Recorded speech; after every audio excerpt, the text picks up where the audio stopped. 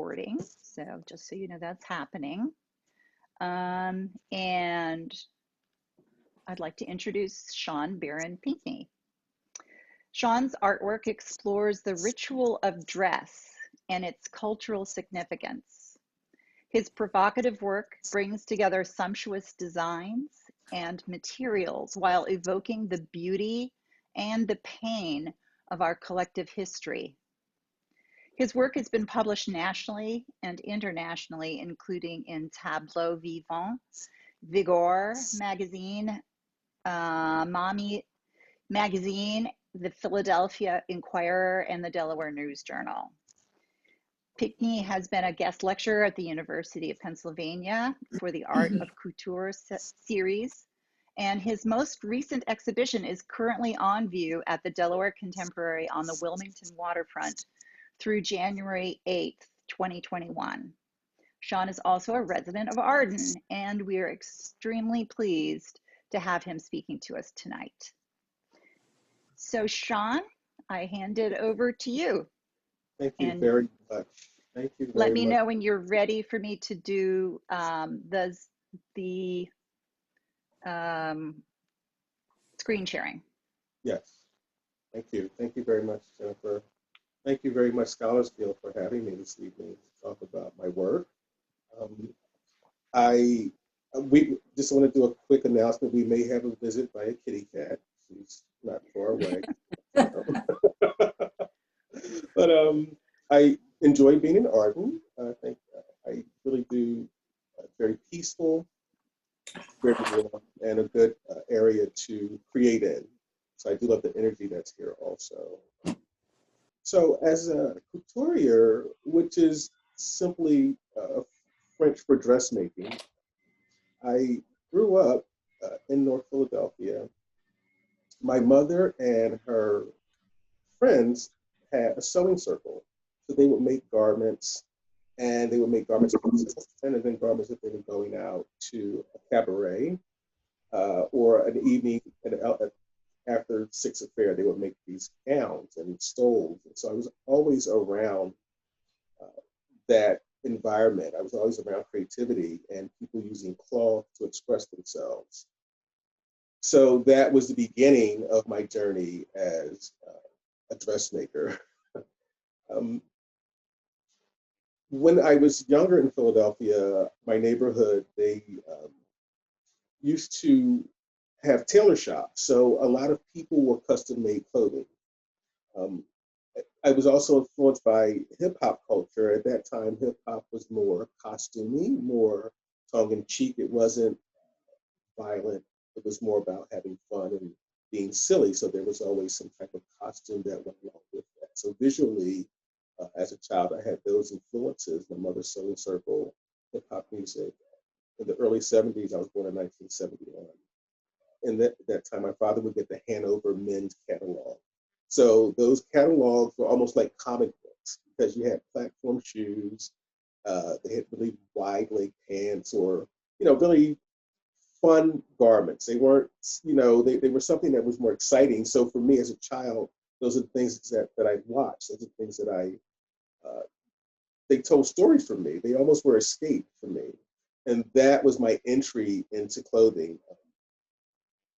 It was the idea first of seeing people have different emotions while wearing certain things. And that was the thing that I picked up from as a child, looking at these images and being around this energy. I would see people's minds and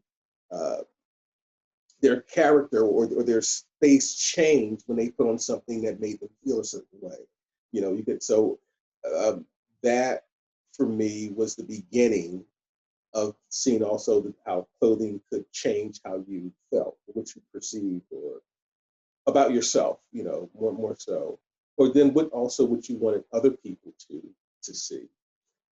So that was very fun because there was so much freedom in the creative process of watching this and just absorbing this.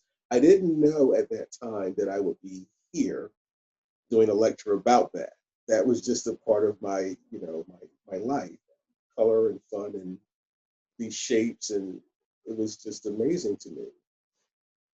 I designed my first dress in high school.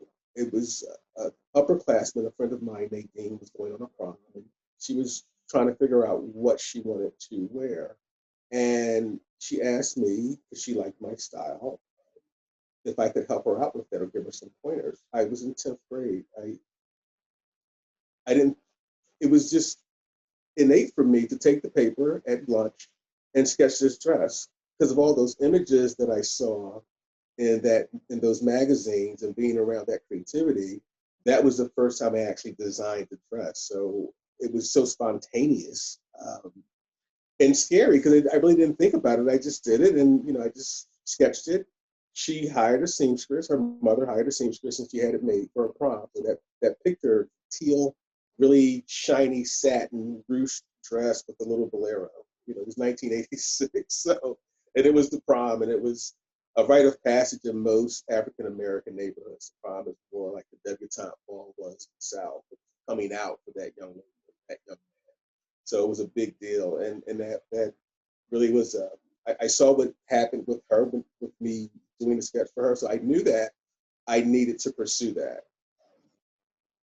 We grew up in North Philadelphia. My parents were divorced. My father moved to Center City, Philadelphia, and we still lived in North Philadelphia. So I was between those two worlds. I didn't do very well in school as far as academics. I graduated. I struggled with some things, but college wasn't. I'm saying that to say that college wasn't a choice. We didn't have the finances for it, and it wasn't something that I looked into.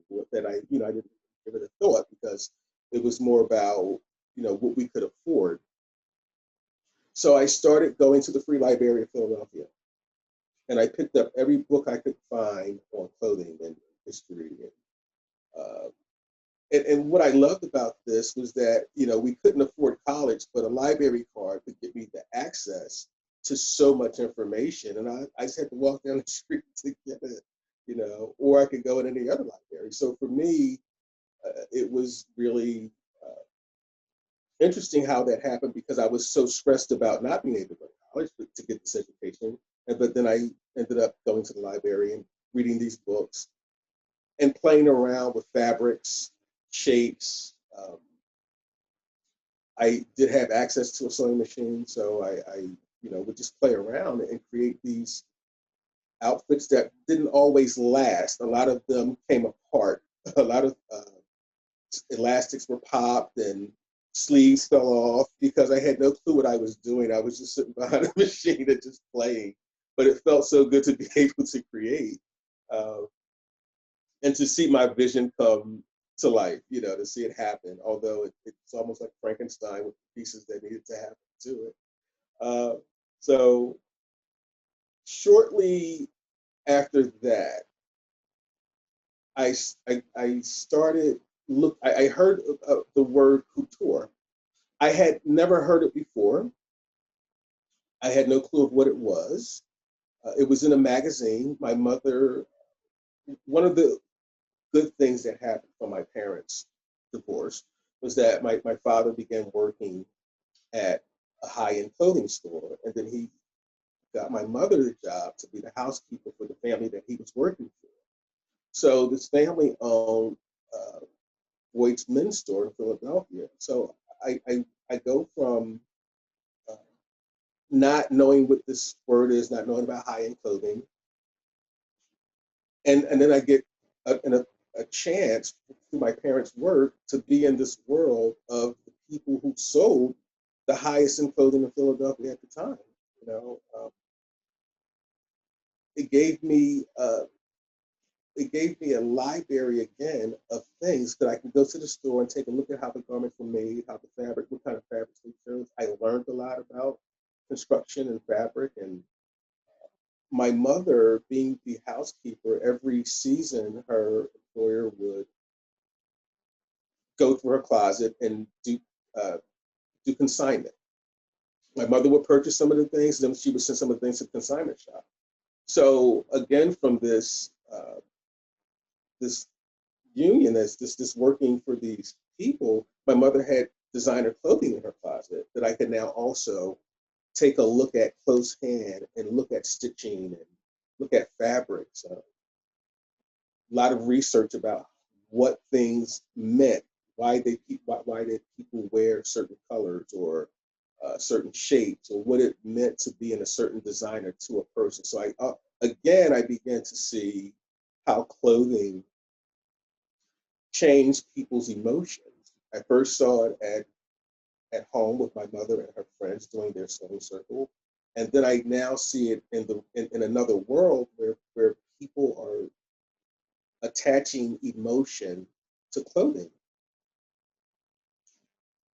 It made them feel good.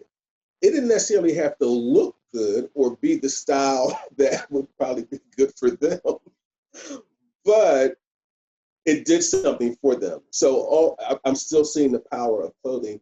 Now, my goal at that time was to become the first Black couturier to go to Paris. So in Paris, they have something called the haute couture, which is you have to be invited to. It has a governing body. There's certain requirements and registrations and fees, and there's certain amounts of clothing you have to put out. You have to put certain mills, and it's very, very expensive. And it's legally you should only use that term in Paris if you're a haute couturier. So when I talk about being a couturier, that sometimes comes up, and I always have to make that distinction that couture again is just terminology. It's just another word for dressmaking. I cannot say I'm a haute couturier because I'm not a part of that body. I'm a couturier. I just want to say that because a lot of times I have found that when we talk about couture, that kind of comes up. So I like to give that distinction about what that is and how that works. So back to how clothing affected people.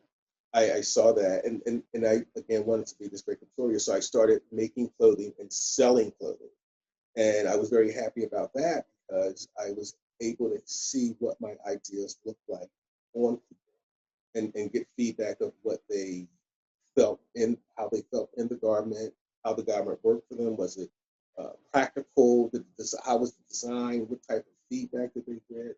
And all those things fueled me. And again, I'm in this neighborhood that has, people making clothing. So around me, there's this energy still. And I started making clothing and getting the name for myself. And I was, making money, and not a lot of money, but I was making money selling my wares. And I thought that was just amazing because I'm on the road to Paris, So prom gowns were a big thing again. It was, almost like every time ball. So proms were huge. So people were coming to me with prom gowns. And it's something, by the way, that still happens in inner cities. Schools are still going proms, of course, and it's still a big thing in certain communities. It's huge. So I was making prom gowns and still playing around with what this couture was and getting this information from the clothing that my mother was now able to purchase and having in our home. And then my father working at the store. So I was able to have all this stuff happening at the same time. And it felt really good because I didn't go to college, but yet this education I received, it was hands-on and it was very informative. It was very much, it did a lot in making me who I am, giving me the eye that I have, knowing textiles and knowing color variations and how to put things together. It really changed my outlook also on my environment. So I'm in this poor environment going with access to a wealthy environment. So I'm able to see both two different worlds all the time. That changed my outlook on what clothing did. Again, I didn't know at the time because I was trying to be a clothing designer. I went from making clothes, making prom gowns, and then I started making some. I became a couturier for a woman who had a business in Rittenhouse Square, and all her custom clients, I would make their evening wear or suits, their workwear, and that felt really good because I went from proms and I'm growing. And again, I'm seeing the power of clothing, but I still was in this place of wanting to be this couturier. It wasn't until I want to say late 2000, maybe 2014, that I realized that I was getting bored with just making the clothing, just having this dream that I would. It was it was an unattainable dream because when I look at the people that were backing the haute couture, it was millions upon millions of dollars. Their clients were the world's elite, the wealthiest, but it was a dream that I passionately followed, you know, um, and I enjoyed my journey on it. And I think that if I ever would get the chance, I would be really great at it. But it wasn't what I was supposed to be doing, if that makes any sense. 2000, late 2014, as I was working with this woman, Image Enterprises, company, we had a client, and I remember being in the mirror with the client doing the fitting, and these words came out of my mouth. That looks fabulous. Now, anybody that knows me, that's something I would never say to her. That would not be something that I would say. I was so caught up in this fantasy, almost this being this couturier, that I was missing what I was able to do. That what has resonated throughout all of my experience from my youth with my mother sewing in the sewing circle, uh, the hip hop wear, the flag flag brother catalogs, all the things I talked about my childhood. But what I saw out of all those periods was that clothing had the power to alter people. It had the power to make people feel a certain thing, or a certain way at a certain time. We wear wedding gowns for the wedding. We don't wear a tracksuit for the wedding, although you could, but through history, we have wedding gowns. We have mourning clothes for when our loved ones depart their body. We dress that body a certain way. Um, we wear certain things. In some cultures, they wear certain colors for a period of time because they're in mourning. So clothing has a significant attachment to our souls. What we wear, how we cover ourselves, even sometimes the lack of covering is really a show. It's a covering. It's what I want you to see. So here I am in this mirror saying to this client about this fabulous jacket, and I'm going, that's not what I want to say. That's not who I want to be. So I decided to walk away from this partnership, from that path, I should really say, of custom clothing or trying to make this fashion designer name for myself. And it took me from 2014 to about 2015 to really, about 18 months really, to really look at who I wanted to be and what I had to offer. It wasn't about what the name I was trying to create. I wanted to help people get those feelings that I saw them get in certain garments. I wanted to know what was the power of this garment. What is it with garments that that changes perceptions and makes us feel good about ourselves or bad about ourselves. I wanted to tap into that. And that's when I began the path of art and couture, of using couture as art. It was 2015, and then 2016, 17 is when I did conversations. We could start the slideshow.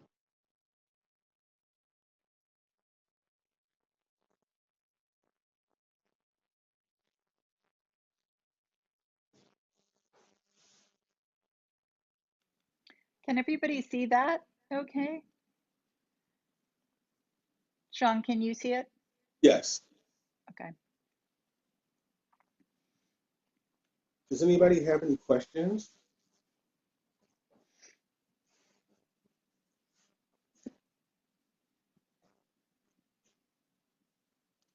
Not yet. Okay. We can go to the next one. So this is Conversations. This is my lecture in the Hatch Gallery. This is my first exhibit using couture as art, using those emotions that I spoke of, that I saw happen with people. And this is my first time putting that to work, putting that out into the world. I joined the Delaware Contemporary in 2016 as a studio artist. I was completely elated. I had no professional art training also, along with not having a college degree. What I did have under my belt were people who knew the craft of tailoring and sewing and construction and fabric and how to put things together, what not to do. I had some retail experience also. So I had a way to tell a story visually in a space using clothing. So that's what happened here. This is my very first time utilizing all of those skills that I had acquired from my childhood up until this point. A little bit about my training before I go forward. In 1992, I joined a group called NAFAD. It was the National Association of Fashion and Accessory Designers. It was founded by Mary McLeod Bethune. It was a sewing organization that highlighted African American milliners, tailors, dressmakers, and accessory makers, jewelry, earrings, necklaces, bracelets. And it was Eastern, throughout the East Coast. So they had chapters in Baltimore, Philadelphia, New Jersey. I think they did have a Delaware chapter. I'm not mistaken. I'm not really sure, but I think they did. And NAFAD had, they would put on shows every 2 years, and they would also do traveling shows. The bulk of their time was almost like a traveling show, almost like the Ebony Fashion Fair. I don't know if anybody is familiar with that, but it was a traveling troupe of models and fashion shows. So I also learned some showmanship because I was a part of NAFAD, and we had to learn how to put a show on. So I also bring that. So what we're seeing here is Conversations. I am using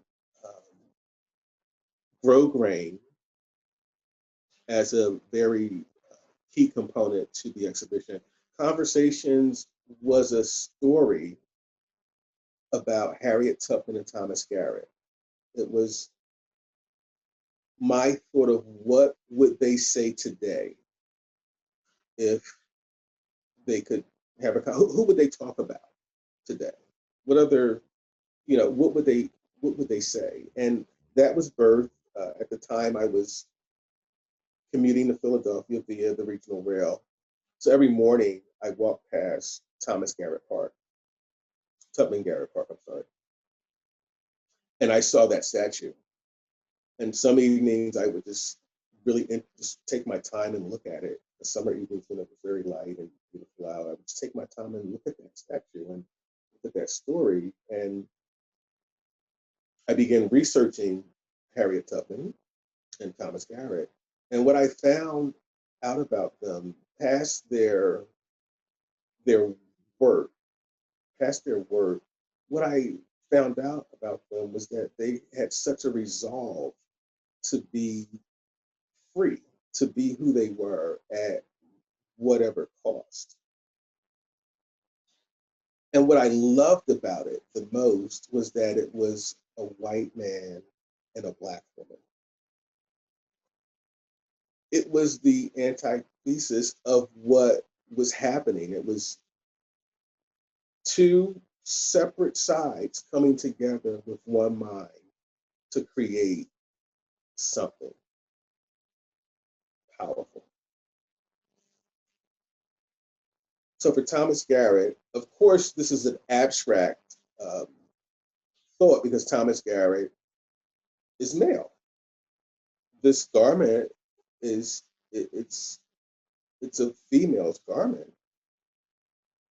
but I was inspired by what I saw of Thomas Garrett. Can we go to the next slide?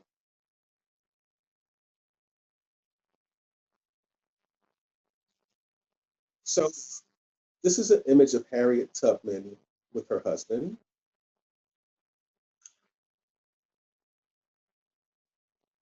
This husband, she left. I think he was, if I'm not mistaken, he was born free, or his freedom was purchased. He was free. I do know that. She gained her freedom, ran away, came back for him. He thought she was dead, and he had married someone else. When I look at this image and I, research that story, she was strong in many ways, but yet her heart was still broken. I saw humanity in her. I saw someone who had lost of the heart.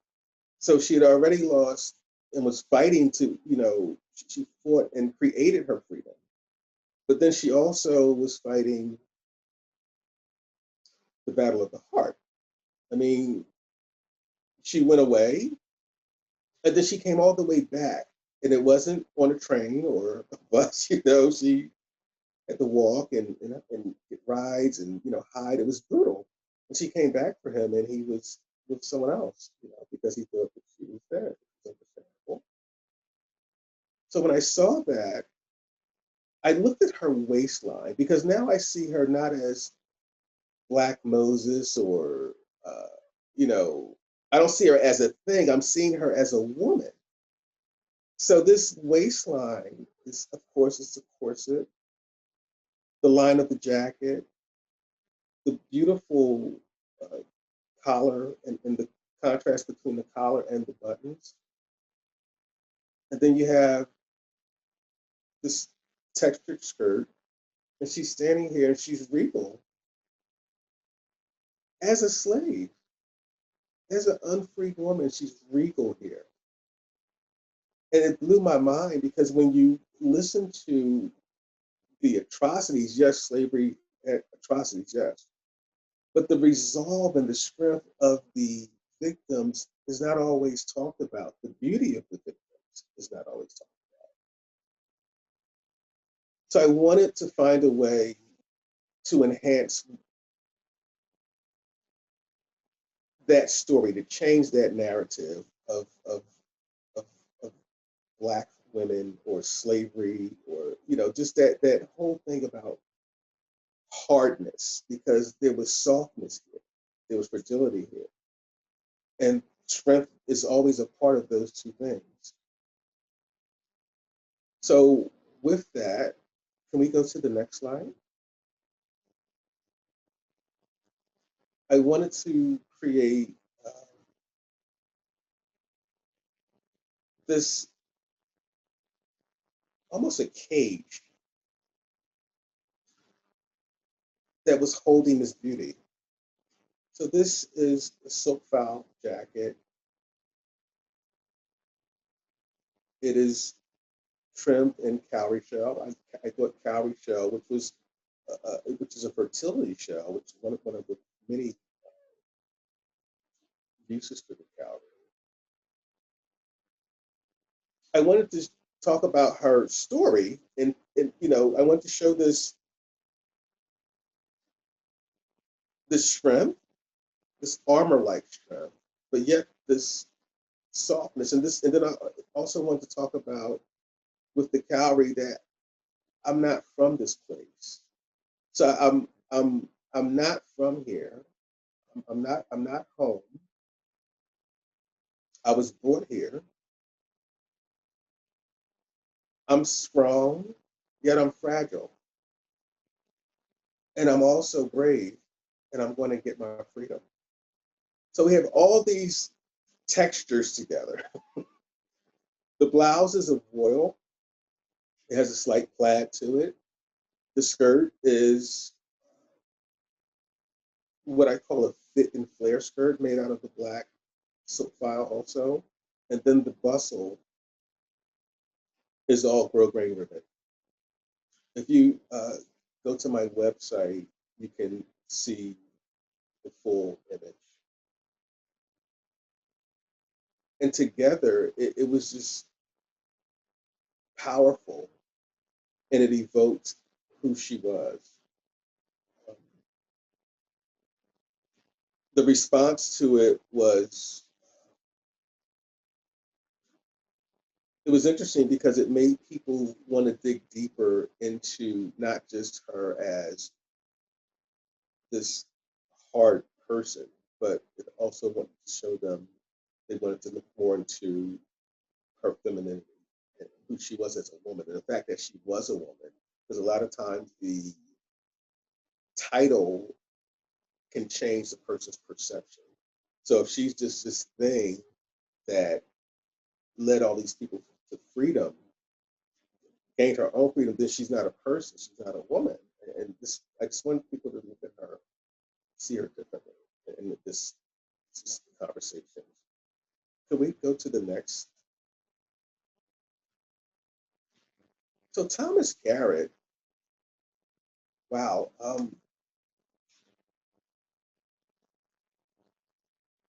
Thomas Garrett was so brave. Now, when I say that, he seemed to have a quiet braveness about him, a peaceful warrior. When I saw this image of him, I think the first thing that I noticed was the way that he tied the cravat, the way that that's tied there. And it takes time. It was a finishing touch that more than likely was the last thing that he put on. So here we have this person who's helping slaves get to freedom, who was raised in a home that he was taught. His parents did the same thing. They helped slaves get to freedom. They helped Black people gain their freedom. And it was dangerous for him to do that. And I'm looking at this man who was also a businessman, who ran his life and did it almost at a time where it was dangerous for him to partake in the activities that he was partaking in. He could have gone to jail, or worse. But he took his time for this portrait to tie his necktie right. He took his time. The crispness of that, the way that the waistcoat fits him, the colors of his hair.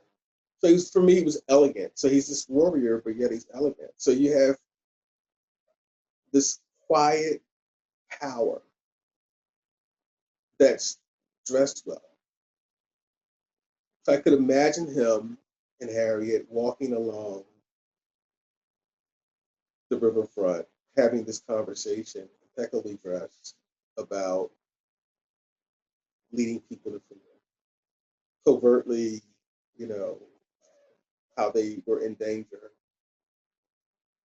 but impeccably dressed. So she was impeccably dressed in her portrait, and he is in his. Can we have the next slide, please?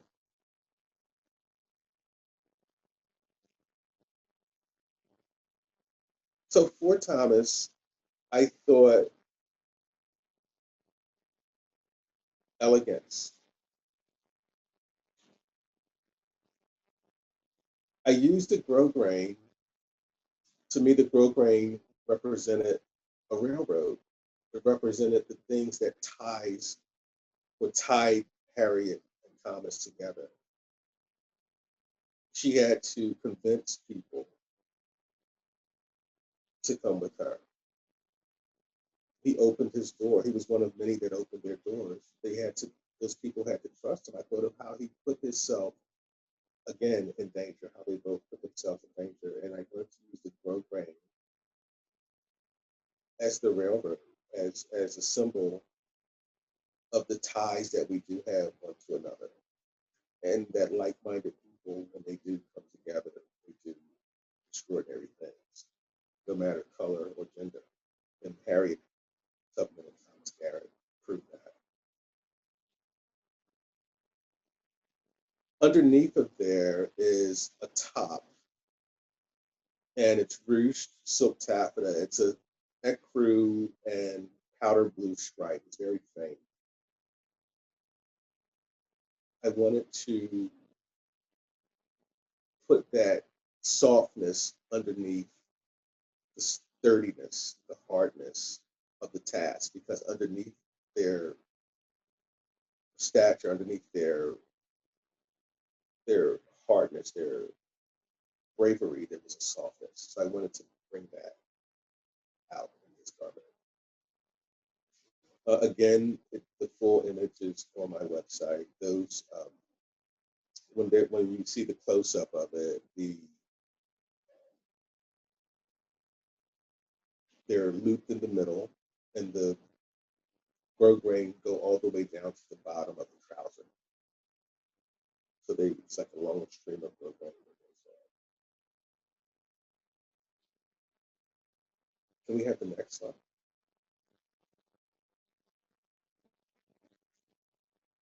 So, a part of conversations, there was a dress form in the middle of both Thomas Garrett and Harriet Tubman's forms.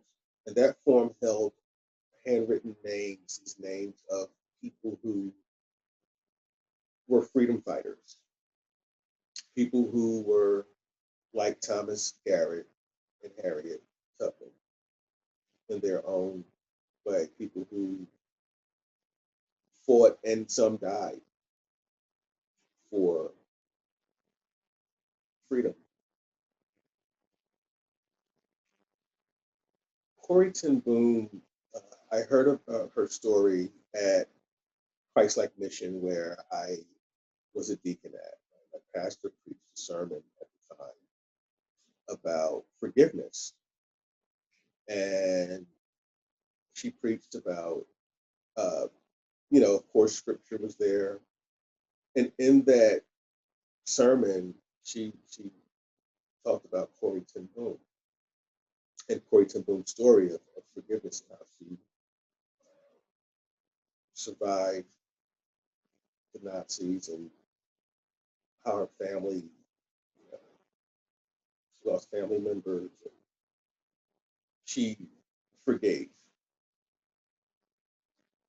Now, what it was powerful for me is that I learned this in a really dangerous area of South Philadelphia, Point Breeze at that time in the 90s. Gunshots. I mean, Philadelphia has that same violence now, but at certain points it was worse. And this is one of those points. And we're hearing the story of Chloe Woman, I thought to myself how her legacy has gone out so far, like Harriet's and Thomas's. So I wanted to include her. There's only 4 of the names. There were about 25 names. Baynard Rustin, when I heard his story, his brother I've Souter story I saw, he was activist. He taught Martin Luther King about nonviolence. He had spent time in India. Baynard Rustin. He was on a path of his own for just peaceful protest, and he was inspired by those things. And he taught Martin Luther King that he was also instrumental in the civil rights march, creating civil rights march, and he was a Black gay man. And I had never heard about Baynard Rustin, and I found out about him prior to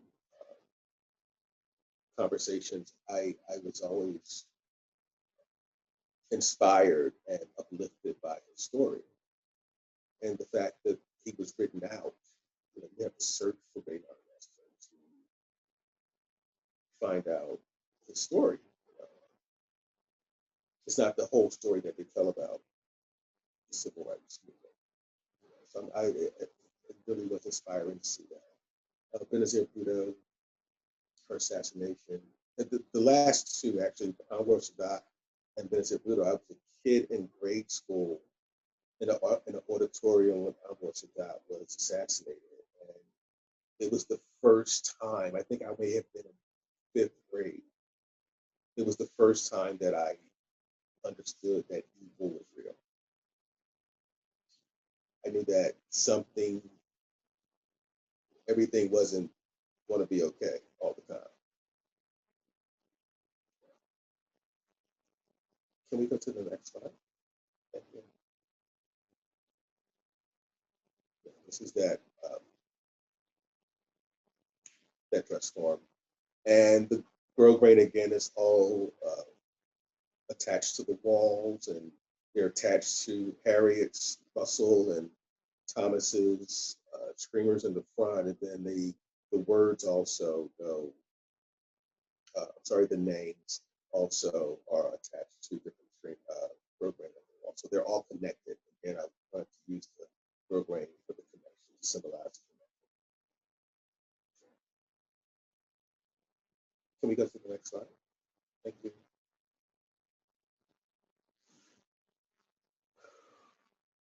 So this was journeys. It was every year we at the Delaware Contemporary, as a studio artist, you get to partner with another artist to have a show in the Hatch Gallery. This was my show with Carson Zelinger, who I love. He's a photographer. He's a wealth of information.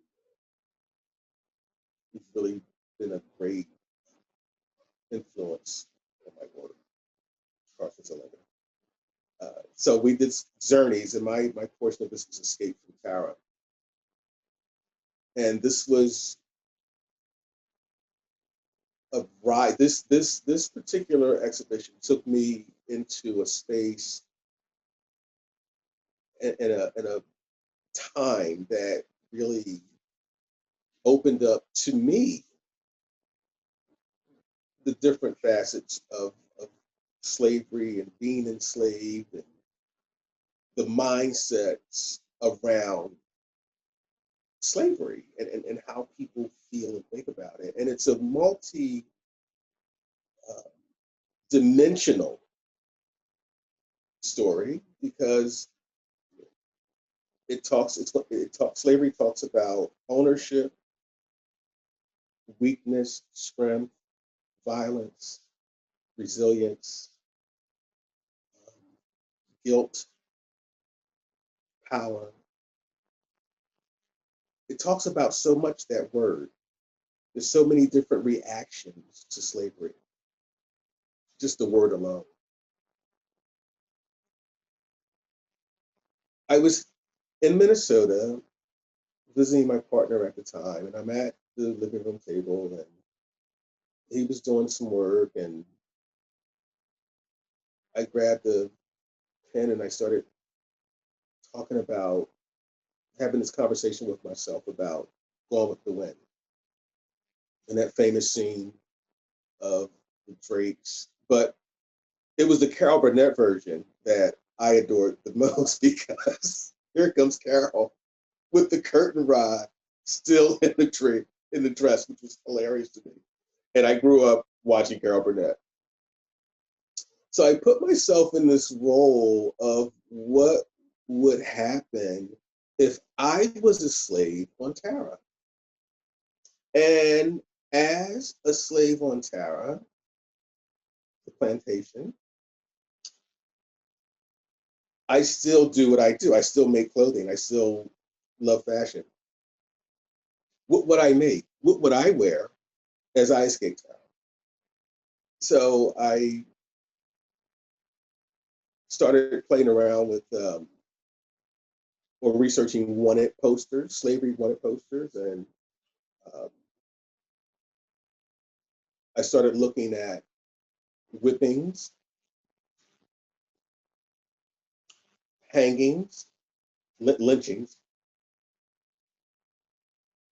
the showmanship of those things. I wanted, I it started out tongue in cheek, but I really needed to know what it was like to be a slave. What was it like being on a plantation? And what would you walk away if you're running away? What are you walking away with? I've read stories, I've seen movies, depictions of what that is, but what what is it like to have a price on your back? What does that feel like? Because you escaped because you wanted your freedom. You wanted to be whole. So I began researching and looking at, I wanted to look at both sides of it, what it felt like to be a slave, and then what it felt like to be a slave owner, that you would put out posters for this person. And it led me to to a book I found actually. I just want to read an excerpt from it. Is that okay? Do I have time for that? Can I do that? Thank you. And it's called Secret and Sacred, The Diaries of James Henry Hammond, a Southern Slave Owner. It's edited by Carol Blesser. And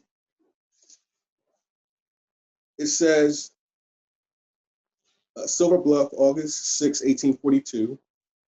Can't rouse myself to take an interest in anything beyond my money affairs. I find that I have money enough owing to me and bank stock together to pay all I owe, including Hamilton's whole debt. I can borrow now from Mother and Dr. Span's estate about $30,000. Shall I take this, pay off $8,000 that will be due in January, and invest the balance in Negroes? Prime fellows can be had at $400 to $450, and women at $350 to $400. They are still falling and will not be higher for several years, perhaps. But they will probably be worth double this before I shall be called on to pay. The difficulty is that though I could use these Negroes now, it would be chiefly in making improvements which would not immediately pay a profit, and which I can work along, though I believe with my own hands. When I began to study the mindset behind the slave owner, it wasn't necessarily personal that they had slaves. It was it was a financial necessity if he wanted to make it in the world. He was a school teacher before he married his wife, who's had the dowry and the money. Once Mr. James Henry Hammond, once he married the wife, then he was able to grow and become more wealthy. He was now going up the ladder of success the way that it was back at that time. That was the way to go to be successful. The more he owned, the more help he had, the more he could sell. It was supply and demand. It wasn't personal, it was that's my thing. So I put myself in that space. And as atrocious as it sounds, I understood it. I understood it. Can we go to the next slide?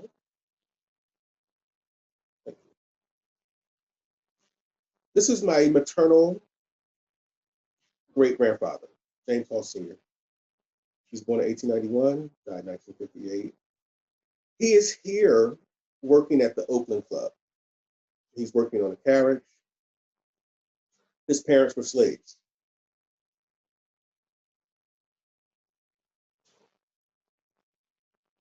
He's working for the Oakland Club. It was a hunting club, a gentleman's club. It's in South Carolina. He purchased 48 acres of land before he passed away in 1958. My family now, we still retain that land, and we rent that land now to the Oakland Club for hunting. Although there were atrocities, although it's inhumane, what my grandfather understood was that I have a way to leave something. I have a way to better myself. He did the same exact thing that Mr. Hammond did. He didn't purchase slaves to do it. He purchased land. He turned his circumstance,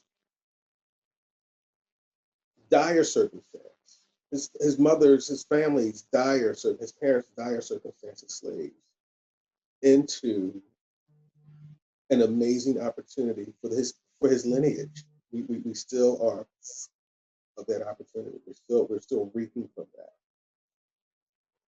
Although there were atrocities, there were also victories. And that's what I wanted to do with Journeys. I wanted to show the victories. Can we go to the next slide, please? So in honor of my great grandfather, I made this garment. It's entitled Horse of a Different Color. And the trouser is almost a skirt. You ladies know a skirt. This is a skirt. It typifies the apron that would have been used when you're shoeing the horse or doing any type of work that you would have been doing at that time that my grandfather worked at those places, at the Oakland Club. And then there's a shirt that has French cuffs, the collar, and the cuffs and collar read "Let Freedom Ring." And it's modeled by John Brakey, who is an amazing artist and a fellow studio artist at the Delaware Contemporary. He was when I first met John, very stylish man, has great presence in who he is, which I always gravitate to. So I wanted to use him for this project. And also I wanted to talk about different forms of slavery. Because again, both of these men that I spoke of, my grandfather and Mr. Hammond, were both doing the same thing. They were trying to get into a place to better themselves. I'm not about excusing behavior. I'm not about pushing my personal belief. I do sometimes just like to observe and see what's happening. Because what I found out in doing Escape from Terror was that there was a system set up that was enslaving everybody involved. Mr. Hammond had to marry money. He had to marry his wife, who had money. and had a dowry, and that's how he became who he became. Along the way, he was very unfaithful to her, with some of her own relatives. He left her and went around the world splurging her money.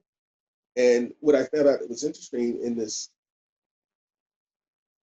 in how the household was set up in slavery times, in the time of plantation, her responsibility was to make sure that the slaves, that their clothing was kept. Now they got one garment a year. That was her job, to make sure that they were made. She could make them, purchase them, or make them. I think most of the time she made, when I read them, she made a lot. And then also if they were sick, she had to tend to them. Now, here's this man who's married her. She has to do all this work, and he's taking her money and just living his life. And she's behind. So, when I look at slavery, I look at the human condition, at what we will do to get what we want. And it's interesting because she was in bondage also. And I felt, I saw I saw the humanity. I took away just the fact that they were slave owners. But I want to open up conversations. I don't want conversations that are not open. I think that no matter the point, you should be able to make your point. And with Journeys, with Escaping Tara, I opened up a very difficult conversation around race and gender and what we in our history thought was good, and looked at the pain that it caused everyone, not just the slave. Although they got the blunt of it, they got the most of it, but it was just a bad time, just for humans. That was just not a good time. That's what I wanted to show for. Could we go to the next slide, please? So this was the wanted poster. I call it Man on the Run, from the song. It's a Italian denim. Again, I do a lot of vintage shopping, I love Goodwill. I love, there's a place called Good Deals. They always have great textiles. So I get to lose myself in those places. And that's why I found these linen doilies. They were just rolled up in this little bag. And I opened them up, and I thought, my God, the lace work on that, it would harken back to that Southern gentility, give a nod to that time. And I put a wanted poster on it, and it reads wanted Shawn Baron Pinckney for being emancipated. And when I looked at the prices in the book, and I thought, well, if they're going to sell me, it should be around 70 million. That's what I thought. And I put it on some Italian denim that I found. They had a great slub. It's a great slub into the denim, so it's a very the fabric itself is, when you feel it, it's very comfortable to wear.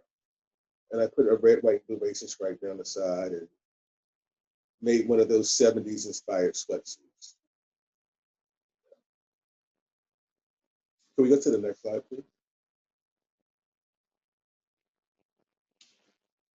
So this was the garment, the keloid cardigan, is what I call this. This was the garment that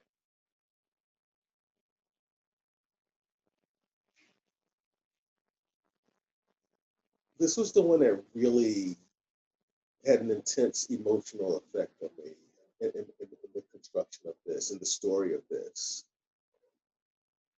When I came across this image of this gentleman, and I saw his back from the whippings, and I thought instantly to myself, again, I'm a tactile, I love textures. But I looked at this image, and automatically I thought I just wanted to touch him, just to hug him, and I wanted to imagine what that felt like in my hands and hugging him, and I wanted to tell him thank you because he suffered greatly, and I wanted to thank him for inspiring me to keep going. I wanted to thank him for giving me resilience and courage. So I wanted to memorialize him. So with this cardigan, it's made out of linen, and it's couture lace, which you see in the raised pieces. And I took the couture part, I cut it and reapplicated it so that when I touched it, it would mimic the feeling of what his scars, the keloids of his back must have felt like. It would have mimicked the tragedy. It would have mimicked in the feeling of it, the resilience, the strength, the hurt, the fight, the pain. He more than likely got this because he was looking to be free. He did something that he probably should not have done, but he did it anyway. And he did it quite a few times. And I want to thank him for that. So that's what this cardigan was. It was shown on a pitchfork, and the pitchfork was slanted from the floor, and it went up into the cardigan. And it was shown leaning towards the audience so that they could see the back and see the pain and the beauty. It was beautiful. It's absolutely beautiful when you see the repair lace, which is a heavily, it's no net in this lace. It's all embroidered shapes, be it flowers or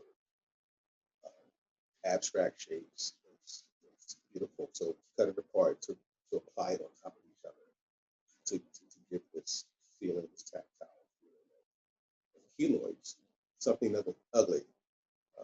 There's a passage that says, "I'll give you beauty for ashes and the garment of praise with the spirit of heaviness." And that's what this was. Can we go to the next slide? So currently, I am exiting Suffragists at the Delaware Contemporary. It was a virtual film, part of Art Couture. This was our fundraiser this year. And it ended up being a film because we went through, of course, the pandemic, and we ended up filming it into a short film, and it was beautiful. Suffragist tells the story of those women in my neighborhood. Suffragists, all those influences. It shows all those influences of those women in that sewing circle in my neighborhood. Their strength and their unity. You know, they worked side by side. If there was a shortness of food in one house, the other four made it up. You know, if you had to feed the children dinner, or you're working late, then the children can eat over at this house. You know, there was a oneness. So when I created Suffragist with the Delaware Contemporary, I wanted to highlight those women. We honored modern day suffragists. We honored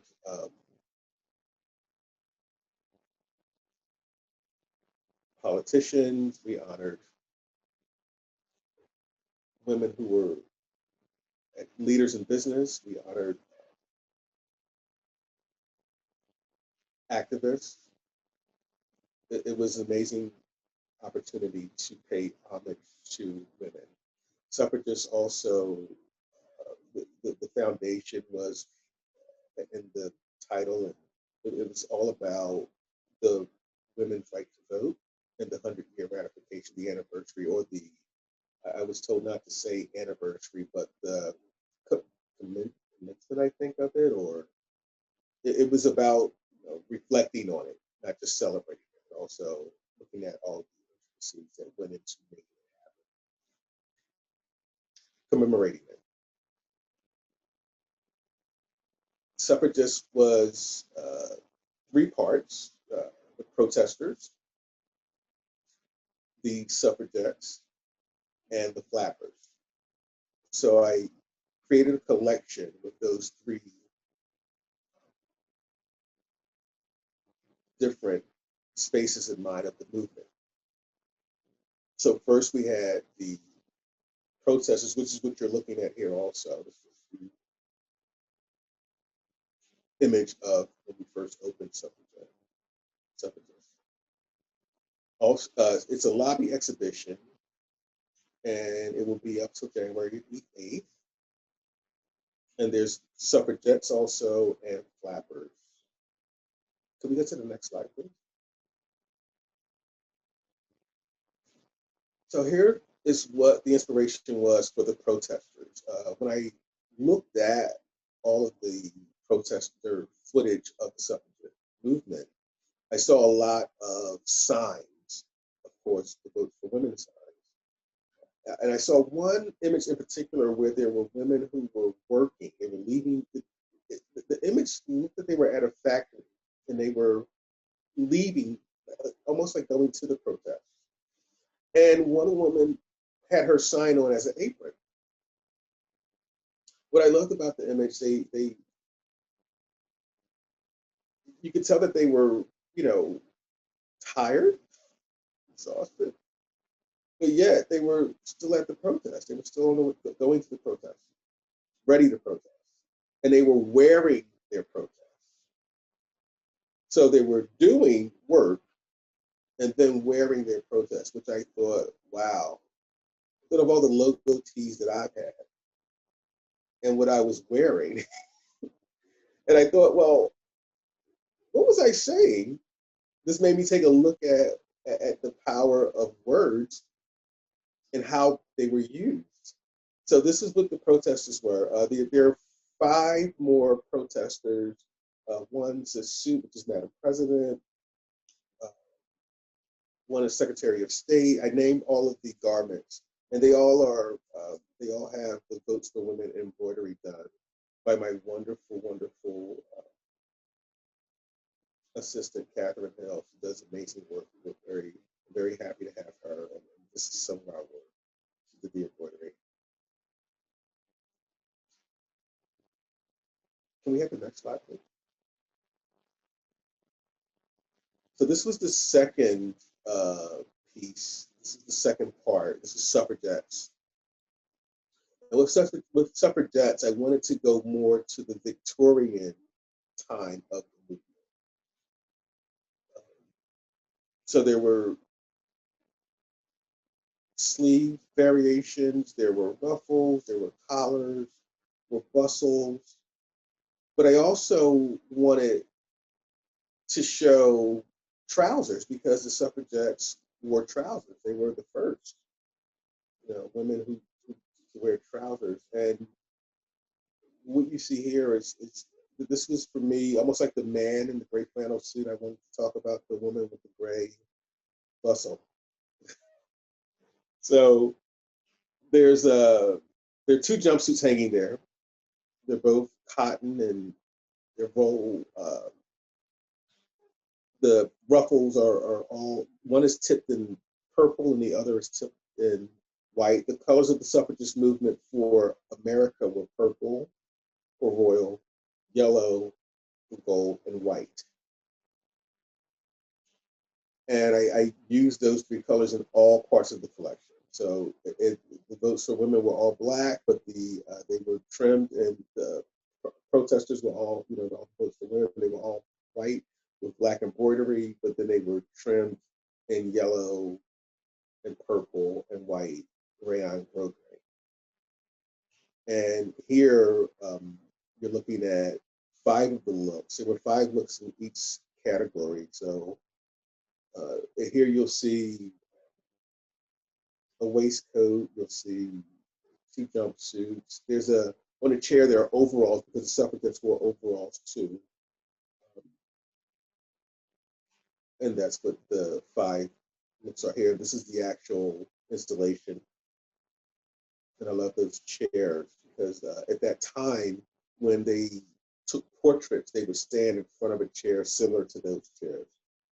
A wooden chair, they would stand and would have it to their left most of the time, just slightly in front of us. So I wanted to bring that element, that wood and the chair lining, the tatterness of the chair. I want to bring that element into the garments to ground them. They're modern with a sense of history, but I wanted to ground them so that the story would be visible, and that I would pay homage correctly to the suffragettes. Can we have the next slide?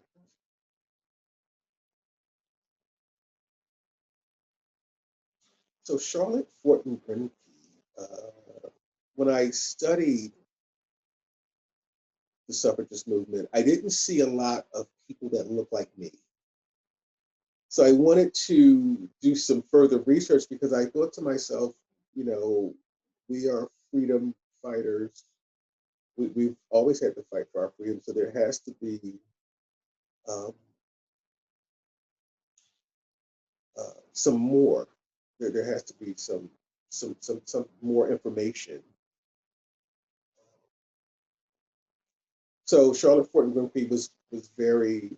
She's born into a wealthy family, and she was a freedom fighter, and she was one of the people that I wanted to highlight.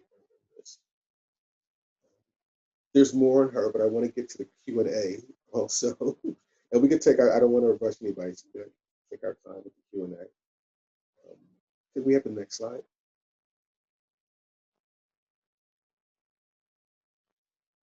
And this was my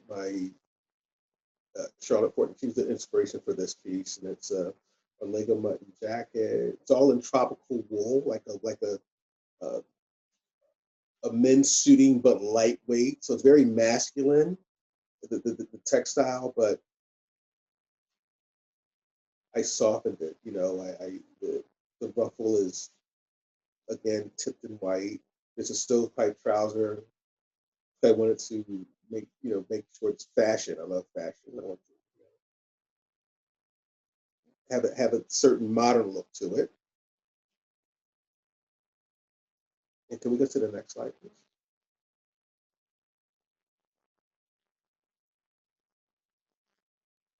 So Harriet Fortin Purvis, again, the Fortin family, they were a family of freedom fighters and a wealthy family. And she was married to Robert Purvis, whose family, his father was white. I forgot exactly where he came from. I want to say Irish, I'm not sure. And his mother was Jewish and something that she was mixed with something. So they were an interracial couple, Harriet Fortin Purvis, back at this time. And I thought, wow, I didn't know that. I didn't know that. That was really groundbreaking for me. And they were visible, and they were once again wealthy and freedom fighters. Could we go to the next slide?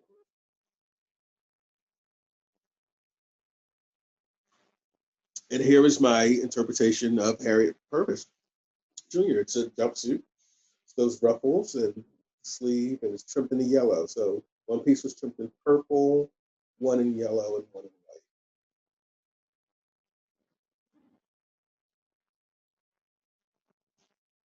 Thank you, Shelley. Can we go to the next slide, please? So this was the display for the flappers. This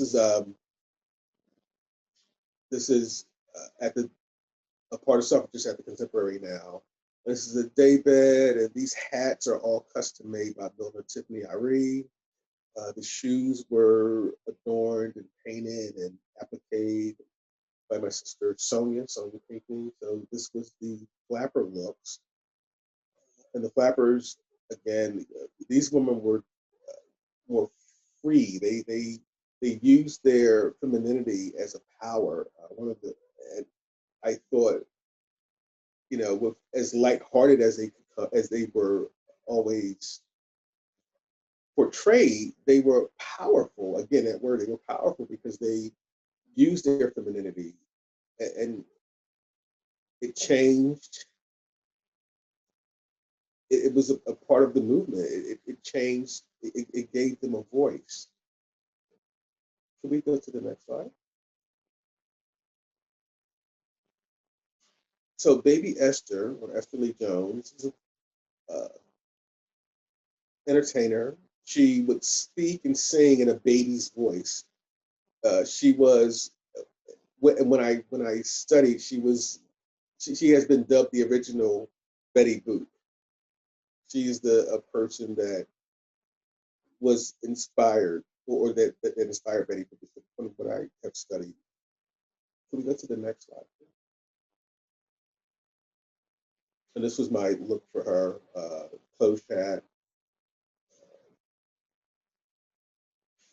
Faille, trumpets, crushed sequin flowers, and purple, and then the eye of the flowers are yellow. Can we go to the next slide? Florence Mills, she was another flapper and singer, entertainer. She was very well known, really well followed, very powerful in that movement, in the flapper movement. Can we go to the next slide, please? And this is my interpretation of Florence Mills. This dress, it's all daisies. All the fringe is daisies. I found this trimming, this daisy trimming, and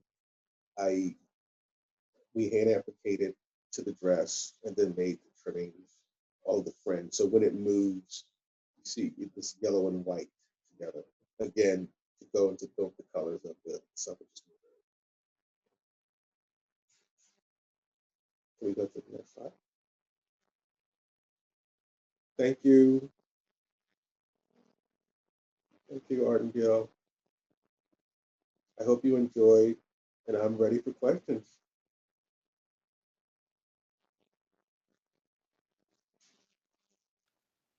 Thank you, Shawn. This is amazing, I have to say. When you, for your pieces, how do you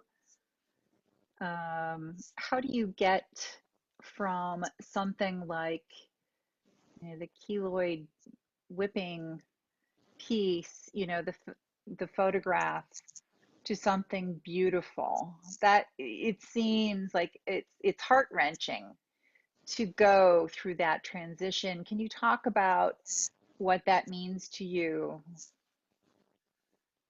Making it Yes, difficult, making beauty out of those things. yes. Unfortunately, we live in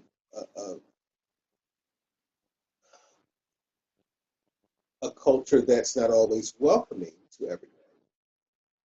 And being brown, I have had my share of pain surrounding that, my share of rejection, my share of uh, no's or accusations.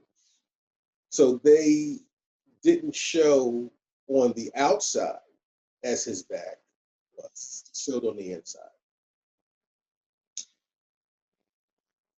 And out of those painful times, I was able to channel that energy and create beautiful things, or do beautiful things, or do amazing things for people, for myself. And that's what that meant to me. That was my journey for that. I had to internalize and look at, well, what type of scars do you, how much have you been with? I had to go back into my professional life and look at the times I was passed over or talked down to or made to think that what I was doing was wrong.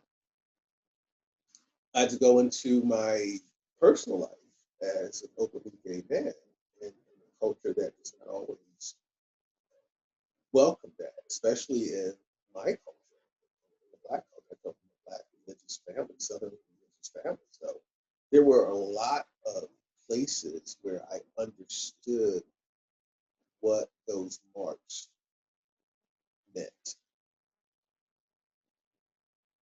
Again, mine were not visible on the outside, they were more internal.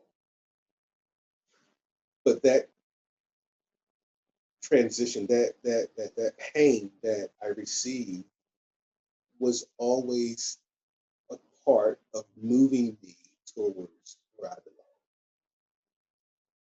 And with that, I wanted to show a beauty and a resilience and a strength. And that's how I came up with it. That's what inspired me. It spoke through me to do that. That's what I would say.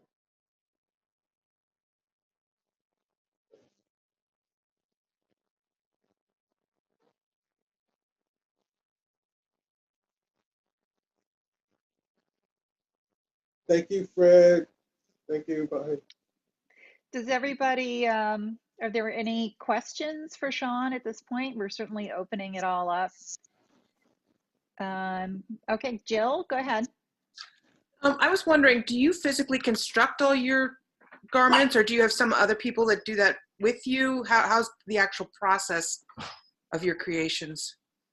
So I start out with a sketch, and then from the sketch, I go into the patterning of how am I going to, what should this look like?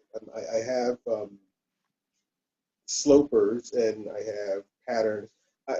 Before I went into towards art, I was a custom dressmaker. So I touch everything, it goes through my hands.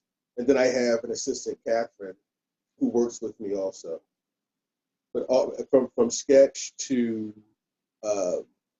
toile to fabric, you know, every piece of it, I'm hands-on.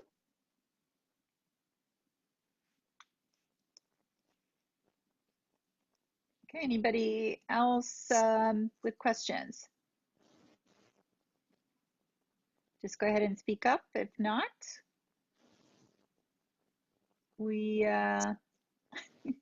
we'll give it 30 seconds maybe, but I just want to say that this has been a really powerful presentation. I really appreciate you coming and bringing your artistry and your heart and soul to this. So thank you so much, Shawn.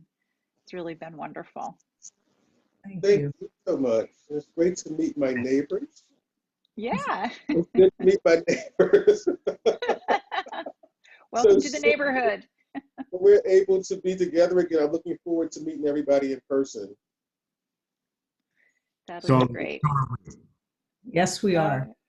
All right. Well, thank you. Thank you, everybody. And you all have a good night. Hopefully we'll see you in December. And you can look for the recording if you like on Facebook or on the Arden Club website. And thanks. Last word from the Arden Club. I thank you, Jennifer, for putting this together. Thank you for everything you're doing. It's an excellent presentation. Thank you. We look forward to a time when we can get together in person. Yes. Yeah. That's for sure. Fall 2021. Good night. I'm going to be vaccinated. Kidding. All right. Good night, everyone. Thank you, Jennifer. Thank you so much. Bye. Bye-bye. Thank you.